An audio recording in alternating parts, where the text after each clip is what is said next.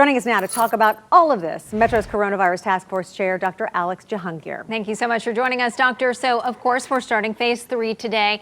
As we move into these new phases, do we expect any type of spike, or is there anything you guys are really going to be looking for in the numbers over the next couple of weeks?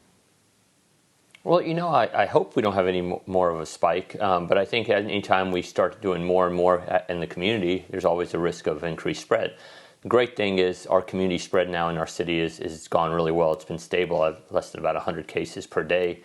There's less than 1,000 active cases in our city. But what I want to just implore all of Nashvillians to do is do what you have been doing to get us to this point. Wearing your mask, socially distancing, getting tested when you're worried about it. Those are the things that have resulted in us to be able to roll into phase 3 today. And if people continue that, I hope we can continue our success that we've been having.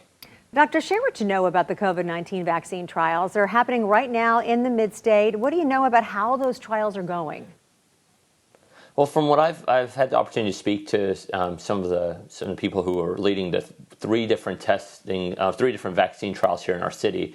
The great thing is people are enrolling. We do still need more people enrolled. We need individuals of minority backgrounds to enroll. And as Dr. Creech of Vanderbilt has recently said, they want to start thinking about getting children enrolled because this vaccine will be for everyone. And so things are moving along. We're in a phase 3, just to remind everyone, which means 30,000 individuals across the country will need to be part of the trial, and hopefully that will allow the vaccines to roll into what's called a phase 4 clinical trial, in which others are and much more broad distribution of that vaccine. So it's going along, and I mean, gosh, I hope we get a vaccine in by the beginning of the new year, if not sooner. Yeah, I hope so too. And of course, we're not in summer anymore. The temps are dropping. People are spending more time indoors. So any concerns about the impact of that here in our city? Well, sure. I mean, part of the great thing over the past several months, and right now especially, right, is the weather's so great. And so people are able to socially distance and go outside and hang out with friends outside or go to restaurants and eat outside. What we're seeing across the pond, if you will, in Europe and so forth, as it's getting colder, people are getting more inside. People are you're starting to see maybe someone called a third wave. Additionally, with flu season coming up, the twindemic, as they're calling it, a concern that both flu and COVID cases will go up. And that happens more when you're inside, right? Because you're closer to people and you're likely to spread germs. So there's another thing to be worried about. Again, the things we've talked about for a long time here will hopefully prevent spread. But yeah, there's a worry, of course, as it's getting colder. But do what we know to do. Dr. Alex Jahangir, thanks so much. Metro's COVID Task Force Chair, Dr. Alex Jahangir, back with us again this evening to answer more of our questions. We always appreciate you. All right, we need to talk about flu for a second. I feel like we really can't hit this home enough. So how important is it for people to get the flu shot, especially this year? I mean, it is.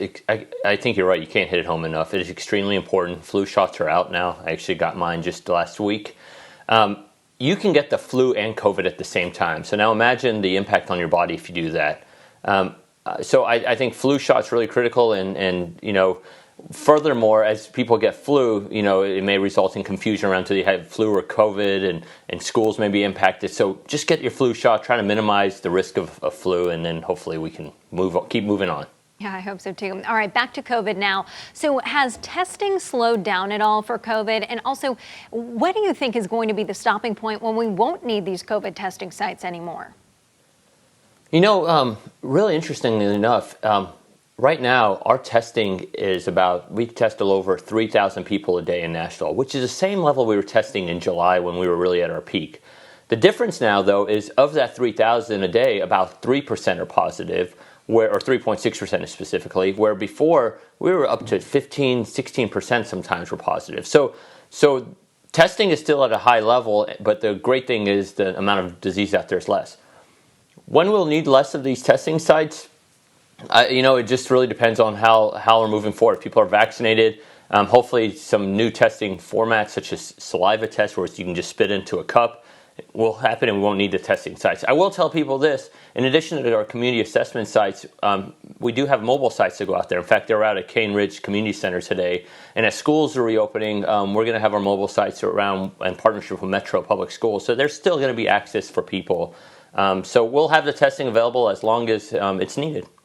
All right, that's good news. I know that we're starting to test as many people and trying to test as many people as we can, for sure. All right, so I want to, talk about the testing because there's been a little bit of back and forth as to when you should get a test. Should it only be when you're symptomatic? Should it be when you've come in contact with a positive person? When do you know that you should go and get tested?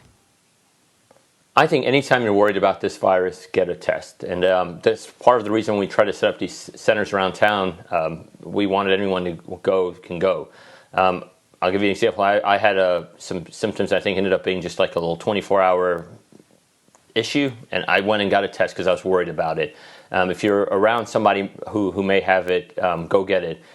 Heck, if you're about to go visit your grandparents in a nursing home and you're worried that you want to minimize spread, go get a test a few days ahead. Our testing centers are turning around within a day now. So if you want to get a test, and those are kind of the indications. Anytime you feel like you're worried about it. All right, we always appreciate your insight, Dr. Alex Jahangir. Thank you so much for joining us.